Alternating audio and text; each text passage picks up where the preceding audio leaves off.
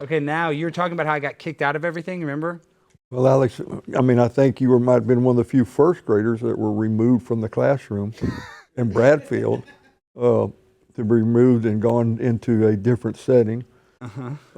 I had to go to Starbucks during the days because I told the school I would be within 5 minutes Yes. of you to get you calmed down or come over to the school.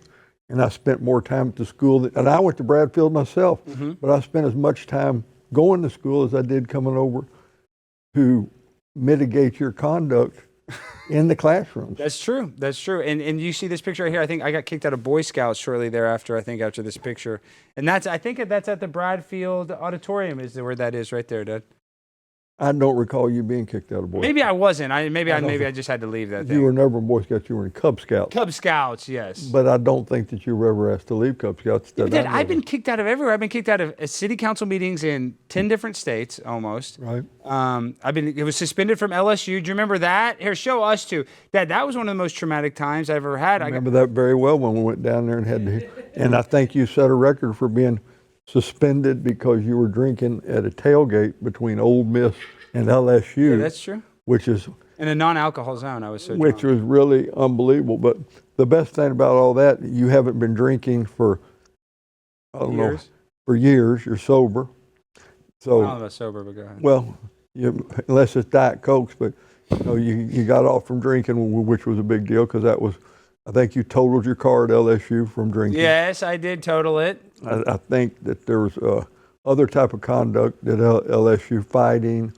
Fighting, yeah. Now I'm fighting again. And now you're fighting, but it's been a struggle for you. But you finally have found something, and people don't realize you're not an overnight success. You've been trying to do this for 25 years. I have. People don't realize that even I was doing improv comedy in 8th grade. Well, I still have a book when you were in the 4th grade with your writing in there. I want to be a Las Vegas comedian. And I showed you that book several times, and you wrote that in the 4th grade. You wanted to be an entertainer.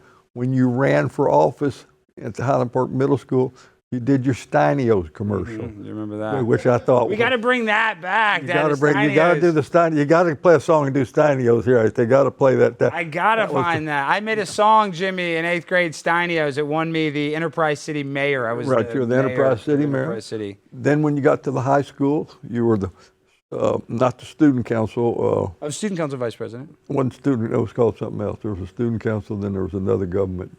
Well, there was a players council on the football team. But no. Yeah, there was 2 Highland Park student deals that you were the vice president. Not student council, it was another group. The ticket club. No, it wasn't the ticket. It was an election. The captain of the football team. No, that was. You also were an officer in a Highland Park group, but it wasn't student council. I don't remember what group that is. Yeah, you were the vice president, and you had to give that up because of the senior year when you dressed as Fred Flintstone. And I got caught drinking at the dance. I caught drinking to dance. I got suspended in high school, Jimmy, for drinking at a school dance. But I wasn't drunk. My date was drunk. She got in trouble, and then she ratted on me. I ran away, Jimmy. Okay, so listen to this. They have the Sadie Hawkins dance where the girls ask the guys. We call it highlights.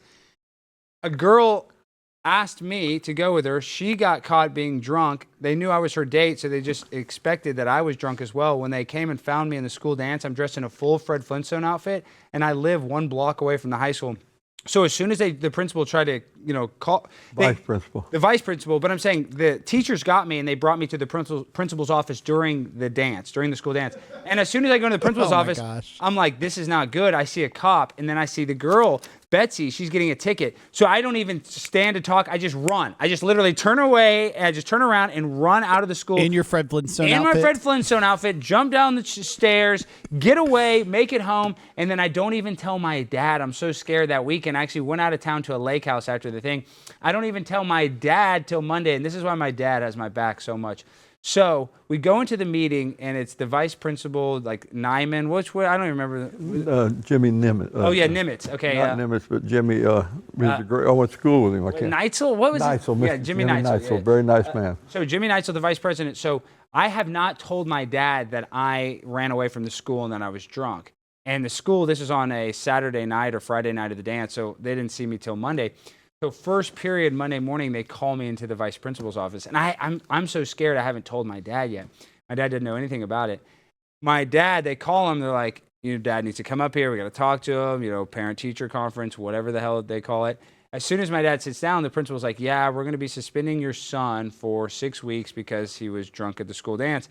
And my dad said, well, how do you know he was drunk if he ran away, right? So even though my dad probably knew that I probably had been drinking, he had my back, Jimmy, so much so that he fought it. We sued the school, and the school kind of won because they got me for insubordination. So I still had to do a week instead of 6 weeks. I mean, it was a victory, but I still got suspended.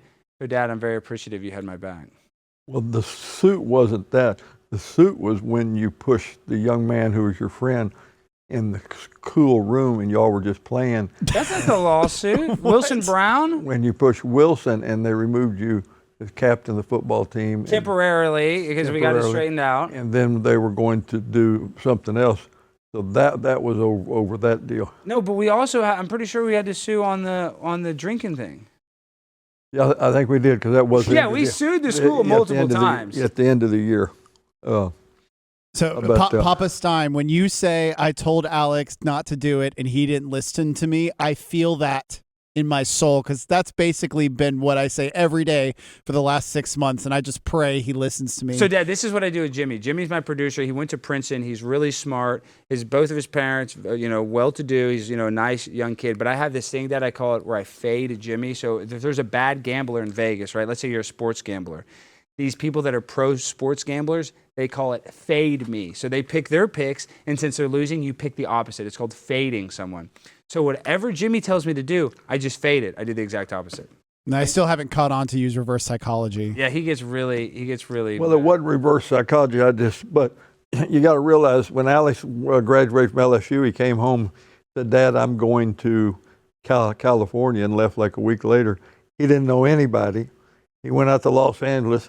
Very little money, struggled. He lived in areas so bad, I tried to give him a gift for Christmas, and he couldn't carry the gift because his luggage, because he was worried he would get mugged. It was that bad. I did. I lived on Yucca Boulevard in Hollywood. Now it's really bad with all the homeless people, but there's still homeless people there, but this is 10 years ago. It was a lot less. And I also remember where he would eat would be at a McDonald's? Well, not McDonald's, that little, like a 7-Eleven after 9. You could bodega. You could get something for $1, worse foods and everything. So, well, the stuff that was about to expire. Yeah, I would buy the expired food, Jimmy. When I lived in LA, I didn't have any money, so I'd go there at 9 o'clock and they close at 10, and I would buy all the expired food that was in the case. That's awesome.